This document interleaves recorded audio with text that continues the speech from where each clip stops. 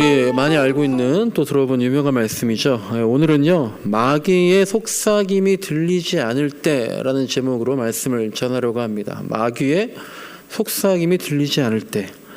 오늘 본문 보시면요, 예수님께서 지금 마귀의 속삭임을 듣고 있는 거죠. 예수님께서 3가지 시험을 당하시는 장면이 나오는데요. 근데 언제 시험을 받았나, 언제 유혹을 받았나, 맨 처음 보니까요, 그런 게 있죠.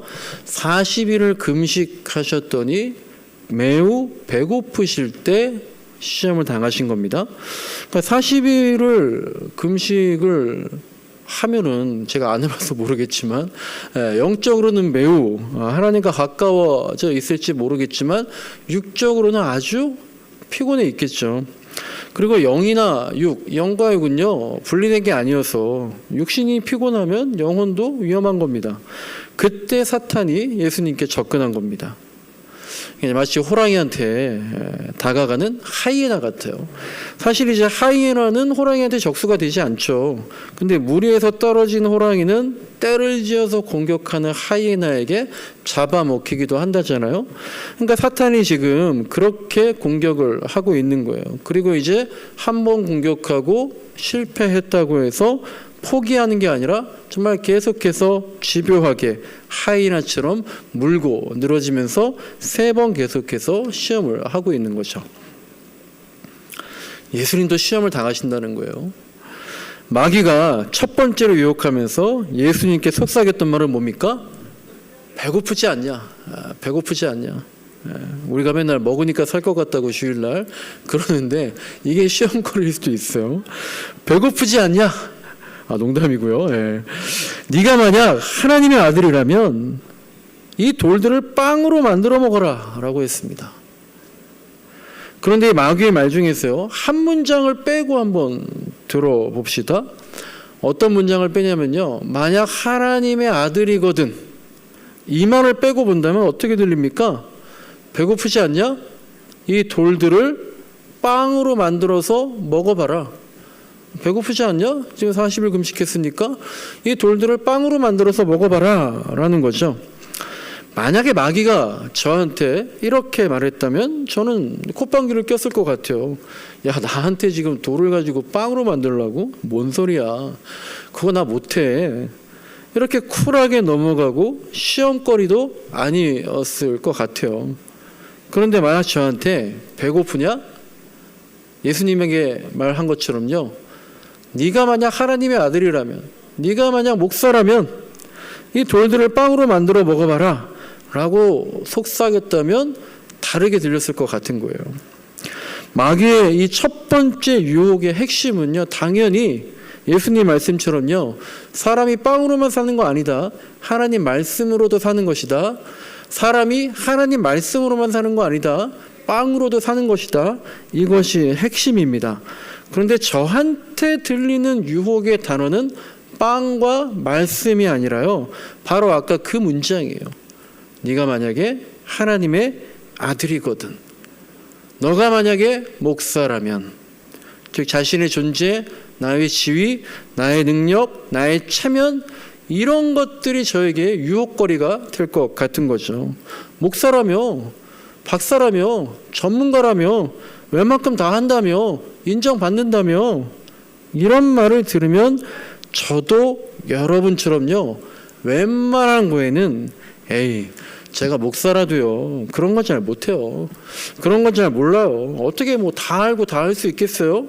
라고 받아칠 텐데요, 어떤 단어에서는, 어떤 분야에서는, 어떤 순간에서는 얼굴이 붉어지고 귀가 빨개지고 말을 더듬고 화끈화끈거리고 순간적으로 욱하면서 그렇게 예민하게 반응하는 분야가 저에게도 있다라는 거죠. 그래서 한번 생각해 보니까 저도 몇 가지 민감한 부분이 있는 것 같은데, 뭐 예를 들면 목사들은 다 그렇죠. 설교 같은 거죠. 그러니까 어느 날 설교를 너무 못해서 속된 말로 설교에 죽을 쓰면 그게 정말 저를 화끈거리게 하고, 또 누군가 성경이나 신학에 대해서 저한테 물어보는데 뭐 아주 어려운 문제라면 또 그런 거는 또 그건 잘 모르겠는데요. 넘어갈 수 있는데 너무 쉽고 목사라면 당연히 알고 있어야 될 부분을 제가 모르고 있는 거라면 그때는 막 말을 더듬거나 얼굴이 화끈거리고 막 그럴 때가 있었던 것 같더라고요. 네가 하나님의 아들이라며, 네가 목사라며, 야 그런데 그것도 못해? 그것도 몰라? 그런데 겨우 그 정도야? 라고 마귀가 저한테 속삭인다면 부끄러움의 늪에 빠진다든지 자책의 늪에서 헤어나지 못한다든지 무력감의 올가미에 묶여버려서 그러면서 마귀가 의도하는 대로 끌려갈지도 모르겠더라고요. 그러니까요, 저나 여러분들한테는요, 마귀가 유혹을 해도요, 이 돌들을 빵으로 만들어 먹어라, 이런 유혹은 하지 않는다라는 거예요. 마귀는 애초에 우리가 할 수 없는 거 유혹하는 게 아니라요, 할 수 있을 것 같은데, 저 정도는 해야 하는데, 저 정도는 하고 싶은데, 저거는 중요한 건데, 저런 거 그냥 넘어가면 안 되는데, 라는 분야를 골라서 자존심을 건드리고 원칙을 문제 삼으면서 속삭이는 거다라는 거죠.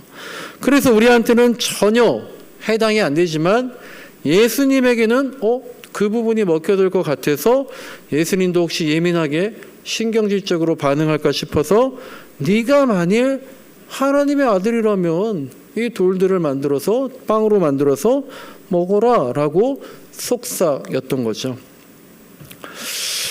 그런데 이제 이런 생각도 해봅니다. 만약에 예수님께서 진짜로 그 자리에서 돌을 빵으로 만들어 먹었다면 기독교 역사가 어떻게 바뀌어 있을까, 그런 생각이 들어요. 그런데도 그러고 보니까 예수님이 그러신 적이 있잖아요. 돌을 빵으로 만든 거 아니지만 빵 5개와 물고기 2마리로 5,000명을 먹인 적이 있잖아요. 무슨 차이가 있는 걸까요? 왜 먼저는 마귀에게는 빵을 만들어 주지 않고 왜 나중에는 그 5,000명의 사람들에게는 빵을 만들어 먹이셨을까? 왜 마귀 앞에서는 빵을 만들어 드시지 않는 게 맞는 것이고 왜 5,000명의 사람들 앞에서는 빵을 만들어 드시는 게 맞는 것이었을까? 왜 달랐을까? 우리가 이제 가끔 그럴 때가 있잖아요. 나 하던 대로 했어. 지난번에도 그렇게 했잖아. 똑같이 한 거야. 매뉴얼대로 한 거야. 그런데 똑같은 행위도 다른 결과를 낳을 때가 있잖아요. 그때는 맞았지만 지금은 틀린 게 있더라고요. 또 반대로 지금은 틀리지만 그때는 지금은 맞지만 그때는 틀린 것들이 있더라고요. 저는 계속해서 교회 개척하면서 유연성이라는 말, 제가 유연하지 못해가지고 사람이 경직하면 안 된다, 나를 경직시키면 안 된다라는 생각을 많이 합니다. 만약에 예수님께서 나 지난번에 마귀 앞에서도 돌을 빵으로 만들어 먹지 않았다, 그게 맞았다, 그러니까 오늘 이 5,000명이 배고프더라도 어쩔 수 없다, 나도 배고팠었어, 하지만 그때도 빵을 만들어 먹지 않았으니까 오늘 너희도 대신에 이 말을 들어라. 사람이 빵으로만 사는 게 아니라 하나님 말씀으로 사는 거니까 잘 견뎌내라. 이렇게 말씀하시면서 5,000명의 배고픔을 외면하셨다면 기독교의 역사는 또 어떻게 변해 있었을까? 지금도 기독교가 있었을까라는 생각을 해봅니다. 자, 두 번째 시험은 무엇이었습니까? 이번에는 마귀가 예수님을 성전 꼭대기에, 예루살렘 성전에 정말 높은 곳이 있었다는데 거기에다가 예수님을 세우고 뛰어내리라는 겁니다. 역시 이렇게 말하죠. 네가 하나님의 아들이라면 천사들이 너를 받쳐줄 거 아니냐? 라고 하면서 이번에 성경 말씀을 들이댑니다. 그랬더니 예수님이 야, 성경에 그런 말만 있는 게 아니야. 성경에 너희 하나님을 시험하지 말아라 라는 말씀도 있다라고 대답을 하시는 겁니다. 왜 마귀가 갑자기 성경 말씀을 들이댔을까요? 예수님이 첫 번째 마귀를 대적하면서 이기실 때 성경 말씀으로 이기셨잖아요. 그러니까 사탄도 그러는 거예요. 그래? 성경에 이런 말씀도 있지 않느냐? 성경에 이렇게도 기록이 되어 있지 않느냐? 그렇게 성경 말씀을 가지고 마귀도 예수님을 낚아보려고 하는 거죠. 성경 말씀. 그러니까 제가요, 개인적으로 여태까지 쭉 목회하면서 가끔 난처할 때가 몇 번들 있는데 그 중에 하나가 어떤 거냐면, 목사님, 성경에 이렇게 기록되어 있잖아요. 성경에는 이렇게 써 있는데요? 라고 말을 들을 때예요. 그런데 제가 이런 말을 교인들한테 언제 듣겠어요? 당연히 성경에 없는 말을 했을 때 그런 얘기를 듣겠죠? 그러니까 교인들은 또 교인들대로 난처하고 고민되는 거예요. 목사님이 자꾸 성경에 없는 말을 한다. 저게 목사님 생각이지. 성경적인 것은 아니지 않느냐? 라는 생각 때문에 설교를 들으면 들을수록, 성경 공부를 하면 할수록 오히려 눈과 귀에 잘 안 들릴 때가 있는 거죠. 지난주 성경 공부하는데 재밌었어요. 아까 광고 때 말씀드린 그분하고 인연을 또 바이블 토크를 하는데, 창세기 1장부터 11장이거든요. 질문할 게 얼마나 많아요. 그런데 그분이 교회를 한 번도 안 다니신 분이더라고요. 근데 읽고 와서 이런 질문을 하시는 거예요. 하나님이 천지를 창조하시고 쉬셨잖아요. 그런데 하나님이 굳이 쉬실 이유가 있으세요? 하나님은 신이신데 체력에 문제가 있는 것도 아니던데 왜 안식을 하셨을까요? 이렇게 질문을 하시는 거예요. 제가 2년이 또 바이블 토크를 하다 보면 제 신앙생활 50년 동안 정말 단 한 번도 생각해보지 않은 그런 질문을 들을 때가 종종 있는데요. 저도 이 질문을 딱 체력에 문제가 있지도 않을 텐데 왜 쉬셨을까? 하나님 진짜 왜 쉬셨지? 난감하더라고요. 근데 이제 생각해보니까 그와 관련된 설교 말씀을 옛날에 들었던 것 같아요. 하나님이 쉬셨으니까 우리도 쉰다라는 거잖아요. 이런 말을 들었더라고요. 이 말을 거꾸로 생각해 보면은, 하나님은 우리를 위해서 우리가 쉴 수 있도록, 하나님은 체력적으로 문제가 없이 쉬실 필요가 없지만 본을 보여주시면서 우리를 쉬게 하신 거라는 얘기를 들은 기억이 나더라고요. 근데 저는 하나님은 왜 쉬셨을까요? 라는 질문을 받고 이렇게 답변을 해드렸어요. 하나님이 왜 쉬셨을까를 생각하기 전에, 왜 성경의 저자는 하나님이 쉬셨다라는 걸 기록해 놓았을까요? 우리가 늘 저자의 의도를 파악해야 된다 그러잖아요. 이 저자의 의도가, 목적이 무엇이었을까요? 이걸 생각해 보자라는 거죠. 생각해 보세요. 창세기 1장 2장에 창조 역사에서요, 할 말도 무지 많았을 텐데 많은 것들을 생략하고 또 생략하고 줄이고 또 축약하고 또 축약해서 중요한 것만 그렇게 1, 2장에 몇 가지만 기록해 놨을 텐데, 그럼에도 불구하고 왜 하나님이 쉬셨다, 하나님이 안식하셨다라는 것은, 이 이야기는 그렇게 빼지 않고 콕 집어서 기록을 해 놓았을까요? 그 의도가, 그 목적이 무엇이었을까? 이걸 생각해 보자고 하면서 쭉 말씀을 나눴는데요. 드리려는 말씀은, 사탄이 성경 말씀을 콕 집어서 잘라서 의도적으로 성경적이다라고 말을 했다라는 거예요. 성경 말씀도 모두 다 인간과 사회의 어떤 특별한 상황과 조건에서 기록이 된 거잖아요. 그러니까 성경적이다, 아니다, 이게 오해할 수도 있는 말씀이지만, 시대와 환경에 따라서 계속 다르게 또 새롭게 해석될 수 있는 것이고, 실제로 그렇게 해왔다. 그게 신학이다라는 겁니다. 그런데 지금 사탄은요, 그냥 모든 시대와 환경에 보편적이고 똑같이 적용될 수 있다는 듯이 성경의 한 말씀을 뚝 떼어가지고 예수님께 던져놓고는, 너도 보호받을 수 있으니까 뛰어내려봐 라는 거예요. 오늘 이 두 번째 시험에서 사탄이 인용한 성경은요, 시편 91편 11절 12절 말씀인데요. 사탄은 이 말씀의 전후 맥락은 거두절미하고 또 다 인용한 것도 아니고 일부만 인용하면서 정말 예수 네가 떨어져 내리더라도 네 발이 돌에 부딪히나 안 부딪히나 보자. 그러면서 예수님을 극단적인 상황으로 몰아내는 연출을 하려고 했던 거죠.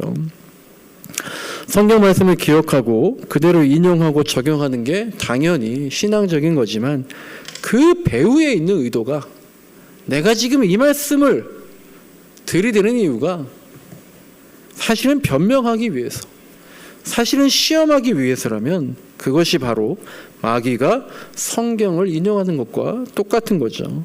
지금 마귀가 그런 의도로 말씀을 들이대고 있다는 것을 예수님께서는 인지하시고 주 너의 하나님을 말씀으로 시험하지 말아라 라고 그렇게 말씀하고 계시는 겁니다. 그런데요, 예수님은 이 말을 뛰어내려봐라, 받쳐주지 않을 거냐, 이 말을 또 들은 적이 있으시잖아요. 언제 이 말씀을 들었습니까? 마지막 돌아가실 때 십자가에서 이 말씀 들으셨죠. 예수님이 십자가에 달리니까요, 사람들이 그렇게 예수님을 조롱했잖아요. 그때는 마귀가 직접 나타나서 말하는 게 아니라 마귀가 사람들의 마음속에 들어가서 사람들에게 말하게 하는 거죠. 이렇게 말했죠. 네가 만약 하나님의 아들이라면 스스로를 구원하고 십자가에서 내려와라. 왜 남은 구원하면서 자기는 구원하지 못하느냐? 지금 십자가에서 내려오면 우리가 믿어주겠다. 이런 말씀을 또 들으셨습니다. 그러니까 여러분요, 사탄이요, 부지런해요. 포기하지 않습니다. 집요합니다. 전략적입니다. 잊을만 하니까 똑같은 시험거리 가지고 와서 또 유혹을 합니다. 그래서 예수님 만약에 십자가에서 내려오셨다면 사람들이 예수님을 하나님의 아들이라고 믿었을까요? 아마 오히려 저거 마귀가 쓰였다고 오히려 다시 붙잡아서 십자가에 올려놓고 때려 죽였을지도 모르는 거죠. 이미 사람들은 수많은 기적을 보고도 하나님의 아들이라고 믿지 않았던 사람들이거든요. 인정하지 않는 거예요, 끝까지. 그러니까 우리가요, 가끔 그렇잖아요. 욕심날 때가 있어요. 인정받고 싶다. 존경받고 싶다. 높임받고 싶다. 좀 나를 알아봐주고 그랬으면 좋겠다. 국민일보 신문기사 나가니까 연락 좀 오겠지 했는데 별로 연락 안 오더라고요. 알아봐주고 싶고 막 그런 마음이 들 때가 있잖아요. 내가 알고 보면 이런 사람이라고 드러내고 말하지는 않아도 가끔 그럴 때가 있어요. 저도 한마디 정도는 내가 해서 좀 아무도 눈치채지 않게 거들먹거릴 때도 있고요. 또 어떨 때는 드러내놓고 말하지 않아도 한마디 말 정도로는 저분이 좀 이렇게 말해줬으면 좋겠는데 내가 어떤 사람인지 좀 말해주지, 그런 생각을 또 할 때가 있잖아요. 그러면 그냥 뭐가 있는 것 마냥 좋은 기분이 들 때가 있는 거죠. 오늘 마귀가 예수님에게 그리고 우리들에게 그렇게 속삭이면서 유혹을 하고 있는 겁니다. 자, 그런데도 예수님께서 넘어가지 않고 마귀가 세 번째로 유혹을 합니다. 첫 번째는 육신의 배고픔을 가지고 유혹했죠. 그리고 예수님이 말씀으로 대적하시니까 두 번째는 마귀도 말씀을 이용해서 속삭이시는데 예수님도 그걸 간파하시고 사탄을 이기셨습니다. 그러니까 이제 사탄이요, 마지막으로는 노골적으로 유혹을 하는 거예요. 오케이, 알았어. 딴 거 다 필요 없고 그냥 나한테 엎드려 절해봐. 나에게 붙어봐. 내 편이 돼봐. 그러면 이 세상 다 줄게. 마귀도 이제 막다른 골목에 다다른 거죠. 마지막 패를 보이는 겁니다. 이것저것 논리적으로 따지지 않고 막 궁리하지 않고요, 그냥 원래 속에 있던 말, 목적 툭 까놓고 솔직하게 말하는 겁니다. 상대방 긴장했던 마음을 다 이제 편하게 하면서 흔들려는 심산인 거죠. 우리도 이제 그럴 때가 있잖아요. 협상을 하든지 밀당을 할 때 가끔 그러잖아요. 계속 안 넘어와요. 그럼 마지막 때 그렇게 얘기하잖아요. 그냥 솔직히 말해서 이거 남는 거 하나도 없어요. 이게 최종 오퍼예요. 더는 안 돼요. 정말 이게 끝이에요. 막 그렇게 하는데도 상대방이 꿈쩍 안 할 때가 있잖아요. 지금 예수님이 그런 때입니다. 마귀가 세상을 다 다 준다고 해요. 그냥 단순하게 생각하면 돈도 줄게, 명예도 줄게, 권력도 줄게, 그런 거죠. 그랬더니 예수님이 돈이나 지위를 경배하지 말고 하나님만 경배하고 그를 섬겨라 라고 쓰여 있다라고 또 말씀을 하십니다. 이 세 번째도 그렇고요. 오늘 첫 번째도 한번 보세요. 뭐예요? 빵이잖아요. 두 번째도 뭐 경배하면 뭐 명예 뭐 그런 거잖아요. 이 세 가지 시험을 보면 이런 생각이 들어요. 우리 그리스도인들은 권력을 잡으면 안 될까? 부자가 되면 안 되는 걸까? 라는 생각을 하게 되더라고요. 그러고 보니까 예수님 주변에요, 몇 명의 부자들이 나와요. 니고데모라는 사람이 있었죠. 그리고 예수님의 시신을 무덤에 옮긴 아리마대 사람 요셉이라는 사람이 있었는데, 이 사람들은 부자였고요. 지금으로 말하면 저번에 제가 국회의원쯤 된다 그랬잖아요. 그러니까 권력과 지위도 있고 부자였어요. 그리고 이들은 그 부와 권력을 버리지 않으면서도 예수님의 제자로 살았습니다. 반면에 우리가 많이 들었던 말씀 있잖아요. 어떤 부자 관리는 예수님이 그에게 어떻게 얘기했습니까? 야, 부자가 얼마나 하나님 나라에 들어가기 어려운지 낙타가 바늘길을 통과하는 게 더 쉬워. 그러니까 너 가지고 있는 거 다 팔고 가난한 사람들에게 다 나눠주고 와서 내 제자가 돼서 나를 따라라. 그렇게 말씀을 하셨죠. 어떤 사람들에게는 부와 권력을 허락하시고 어떤 사람들에게는 부와 권력을 버리라고 하셨습니다. 여러분들한테는 예수님께서 어떻게 말씀을 하고 계십니까? 또한 여러분한테는 저나 여러분한테는 마귀가 이 둘 중에 어떤 것으로 유혹을 하고 있습니까? 라고 질문을 하고 싶습니다. 말씀을 정리합니다. 마귀가, 사탄이 지금 예수님 유혹하고 있어요. 그러니까 지금 다 딴 나라 얘기하시는 것 딴 나라 얘기하는 것처럼 듣고 계신데, 오늘날에도 이런 마귀와 사탄이 우리를 유혹하고 있을까요? 얼마 전 잠깐 말씀드렸던 C.S. 루이스가 쓴 스크루테이프의 편지라는 책 있다 그랬잖아요. 거기서 루이스가요, 서문에다가 이렇게 써요. 그 스크루테이프라는 악마, 사탄이 우리를 유혹할 때 어떻게 하는 것이냐라는 소설 같은 책이라 그랬잖아요. 서문에다가 이런 말을 합니다. 악마에 대해서, 그러니까 사탄에 대해서, 제가 지금 계속 악마와 사탄의 유혹에 대해서 얘기했잖아요. 악마에 대해서 생각할 때 우리 인류가, 사람들이 빠지기 쉬운 두 가지 오류가 있습니다. 그 내용은 서로 정반대지만 심각하기는 마찬가지인 오류들이어서 제가 이 책을 쓴 거라는 거예요.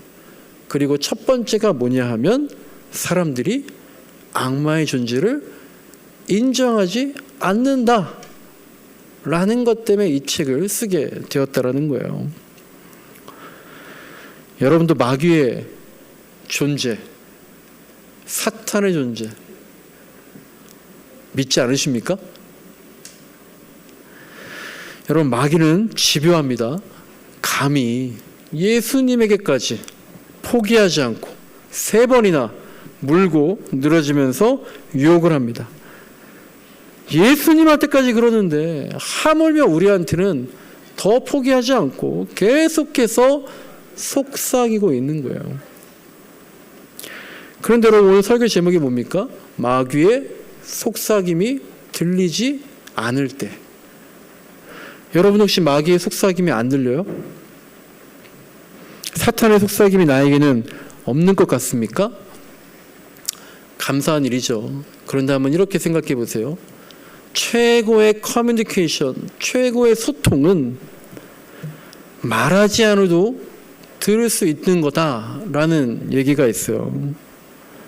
악마가 하는 최고의 속삭임은 자기가 말하지 않아도 그 악마의 소리가 들리게끔 하는 것은 아닐까라는 생각을 해봅니다. 제가 만약에 실력 있는 마귀라면요, 때로는 인간한테 아무 말도 하지 않을 것 같아요. 왜냐하면 악마 입장에서 볼 때 이제 잘하고 있네. 괜히 잘하고 있는데 속삭이지 않을 것 같아요. 말하지 않아도, 격려하지 않아도, 속삭이지 않아도 알아서 잘 망가지고 있어요. 이런 거 있잖아요. 공부를 잘하고 있어요. 열심히 잘하고 있는 애한테 야, 공부 좀 해. 이러면 그 아이가 오히려 튕겨나가거든요. 일 잘하고 있는, 열심히 하고 있는 직원한테 일 좀 열심히 해라. 일 좀 잘해라. 그러면 오히려 반감이 생기거든요. 그러니까 오히려 말하지 않고 지켜볼 때가 있는 겁니다.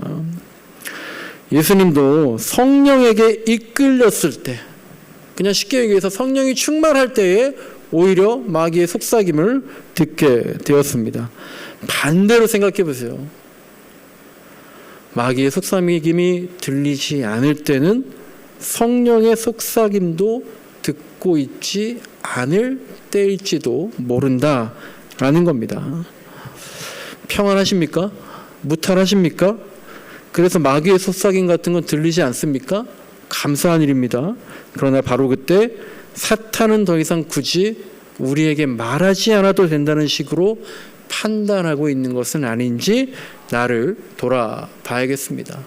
마귀의 속삭임이 들리지 않을 때, 그때 사실은 성령님의 속삭임도 들리고 있지 않은 때는 아닌지 늘 깨어 돌아보는 저와 여러분이 되시길 간절히 소망합니다.